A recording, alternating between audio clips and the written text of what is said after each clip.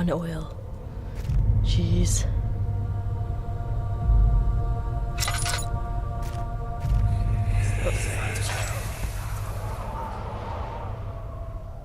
What's going on? What? It sure is dark in here. Yes, and there's a good reason for it. But you can light the lamp now if you wish. What's the reason? For the darkness, that is. Stay close. Be careful not to stray. What's the reason? Why is it so dark? Pay attention, Daniel. It's important that you keep going straight and make sure not to stray. I'm sure we'll go straight. We'll probably stray just a little. I almost lost where I was going there for a second. Huh. Right.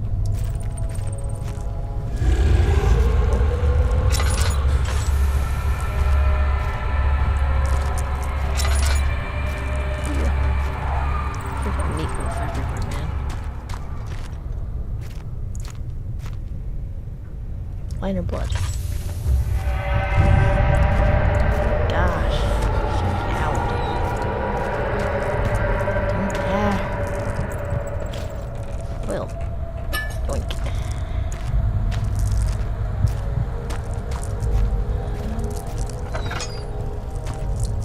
I get in here. Let's go. Listen. Do you mind? I'm trying to light candles. 22nd of June, 1839. It's been more than a month since my last entry. After the event inside the underground chamber in Algeria, Professor Herbert insisted I return to England. He said he didn't want to risk forfeiting the entire expedition lest I took a turn for the worse. An excessive decision, in retrospect. But I'm glad it turned out that way. I found my journal this morning in the haphazard collection of things brought home from Africa. Next to it lay the broken stone orb wrapped in cloth. I tried to assemble it, but couldn't. The pieces wouldn't fit together, as if they weren't from the same object. Could I have imagined it all? Was there ever a complete orb? Indeed, was there ever a complete orb? Excuse me. And I'm gonna use the tinderbox on that. Okay. Ugh. Here's icky gross stuff. Move. Boxes. Ugh.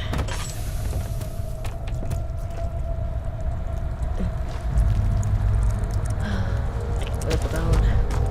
Yes. Hutcha. What? They just won't let me read notes in peace, will they? 25th of June, Wait, what? 1839. I heard that right. I feel the need to continue this journal, even though it was intended for my journey to Africa. This must be something very important. I just know it. I've taken it upon myself to piece the orb back together, but it's been more difficult than one might think. The pieces are behaving strangely. They seem to change color, shape, and texture, but ever so slightly. Yesterday, I took careful measurements and notated any significant markings. Today, I confirmed my suspicions. They were changing. I was terrified and rushed off to see the finest geologist in London, Sir William Smith. I approached the subject with care, and we discussed how rocks change form. He told me about the nature of glass, how it eventually collapses on itself, like ice slowly melting over the course of centuries. Smith eased my mind a bit, but I can't escape the feeling that these shards have otherworldly properties. Probably because it wasn't made out of glass or what? Oh my gosh. Daniel, react. Put me in. Yep. Breathe, Daniel. Breathe in. And breathe out.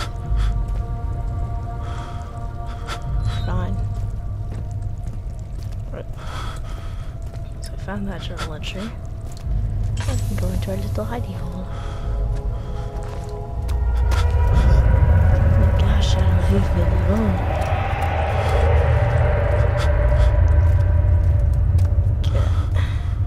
Give me that barrel.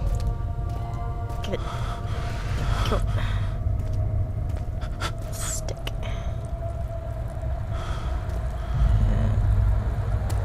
And box. Babies? Me?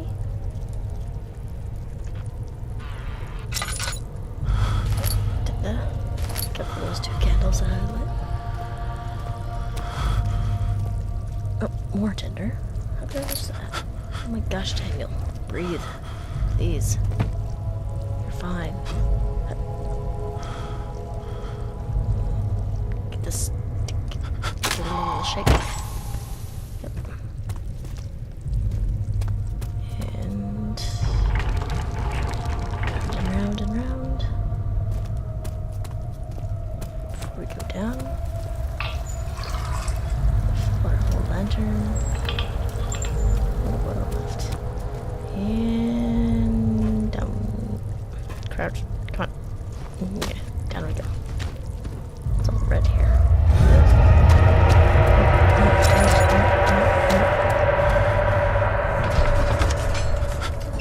He crashed to the surface. The dark Atlantic water smothered him as he struggled to make sense of the situation. Everyone's favorite part. Oop. There seems to be a leak.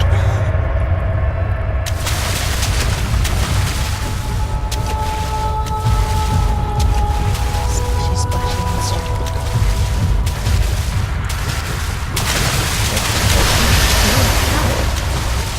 Rude. Rude.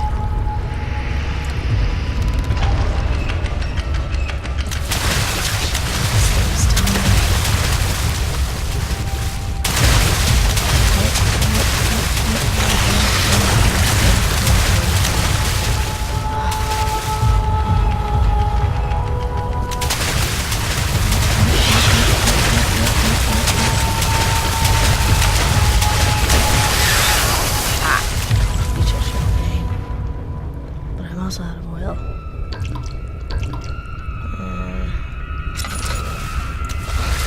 Torso. Yes. Torso. Go that way. Catch.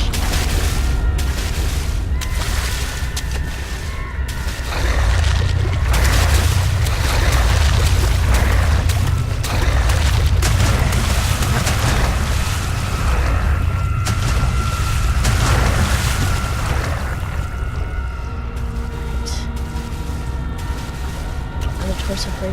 Here. Here. You want to do torso. You want to torso. You want a torso, don't you? Well. That way. Perfection.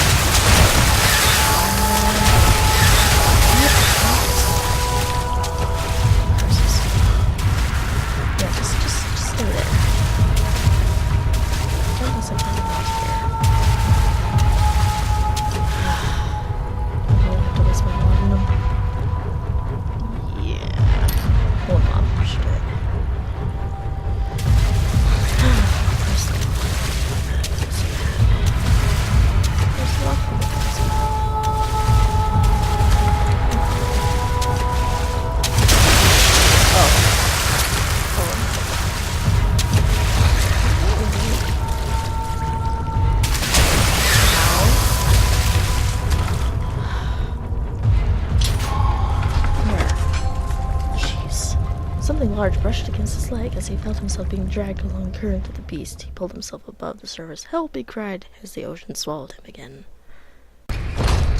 Nope. Barely conscious right now.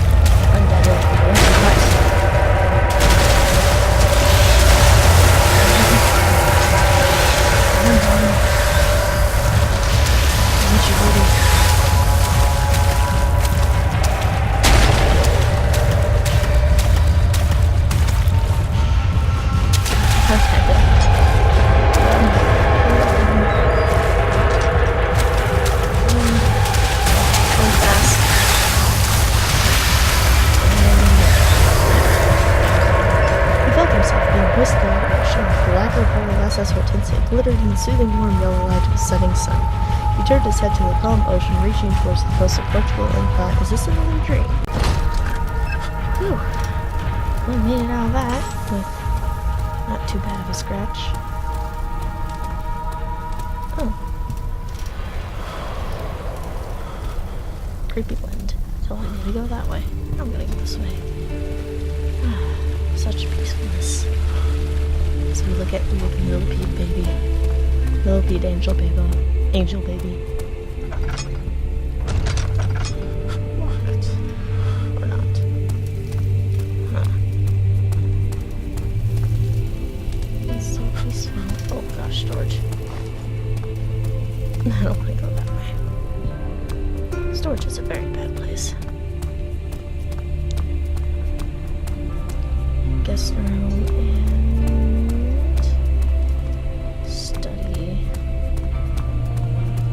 and well, I guess we can investigate what's over here, since they were kind enough to open the door for us. Oh. You have an ascending room. Will it take us to the inner sanctum? It will definitely take care of the vertical part of our journey. So, you have ridden an elevator before? Yes, the Colosseum at Regent's Park has one. It takes you to the gallery where you can view the panorama. Good. This ride might be a little longer, and in the other direction.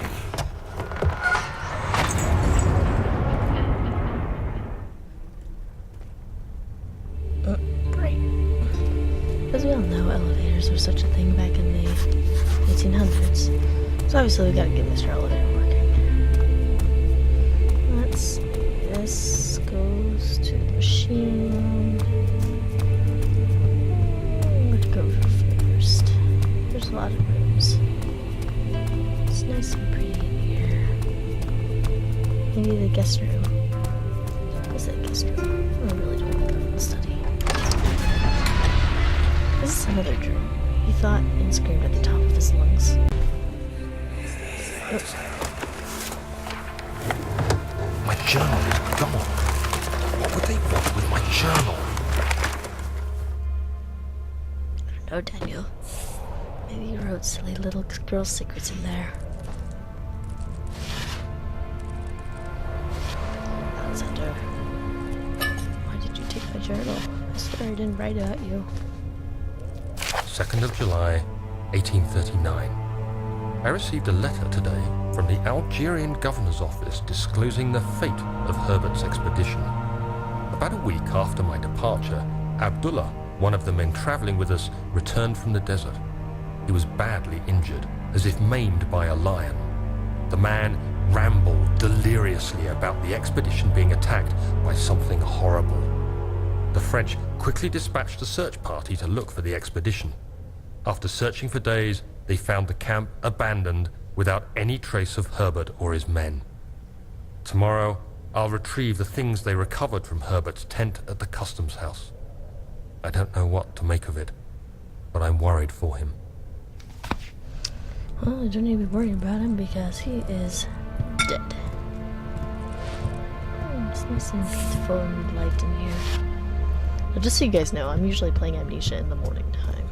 And it is still, you know, kind of dark. It's like, I don't know, 7 a.m. So I'm also still a little bit tired too, so hey, maybe that means they'll catch me off guard. Ooh, bed. Can I go to sleep? Crowbar. Where's the bed first? Daniel? What? Still having nightmares, I see. Yes. I can't shake them. They come every night. We'll put a stop to them. You'll see. Gosh, Alexander, why? Why is your voice like so... Anyway, no. 3rd of July, 1839. Today I picked up Herbert's things at the customs house. I dug through the trove of documents he had carried and found a log detailing the expedition. The nature of this text ranged from quick notes to colourful accounts of transpired events. I skimmed the pages, trying to figure out what might have happened. May 17th, the day I was trapped inside the orb chamber, Herbert dryly states, "Recovered Daniel after 1 hour of entrapment." This confused me greatly. I was suffocating within minutes. How could I have lasted an hour? I continued reading the peculiar text. Herbert states his facts without judgment or passion, but suddenly I could read frustration into his text. He pushed his men to investigate the underground tomb, an effort which seems to have strained the minds of his men. Madness spread through the ranks, and Herbert had to take some extreme measures to continue. He finally visits the chamber himself, where he retrieves the orb to the surface. His account confuses me greatly. If he has the orb, what are those pieces in my drawing room? Indeed, Daniel. Crowbar. So I'll assume that there is a little thing that we are going to have to get open like that. Crowbar. The key. Please, let it be here. Should be.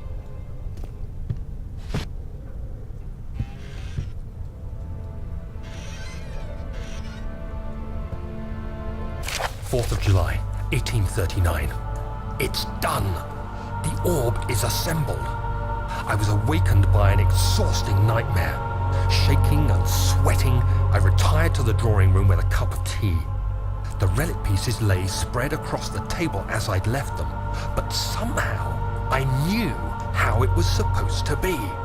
I fetched the tar, which I had prepared to fix the pieces together, and without fault I joined them, producing the orb I remembered so clearly. The tar proved unnecessary. It was pushed out from the joining pieces as they merged on their own, with no adhesive.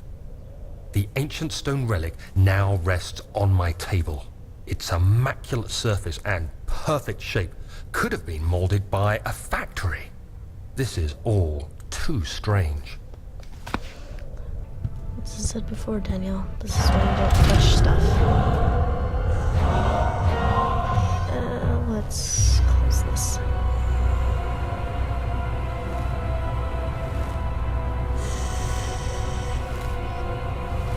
I hear something outside. Now we just have to wait for him to go on his merry way.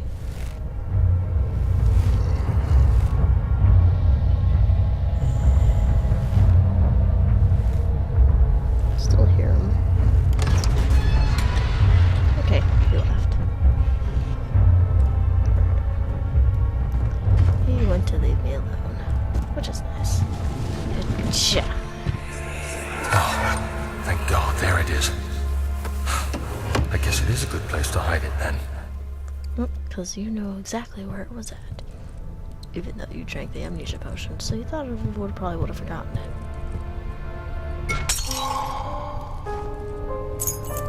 Machine room key. Okay, done. Strange that I frightened him, but it was also the only one which offered some comfort. Alright. Let's try the study. We flipped through the Book of Monarchs looking for etchings and counted. 9 different kings from all over Europe had been depicted with an orb resting in their hands.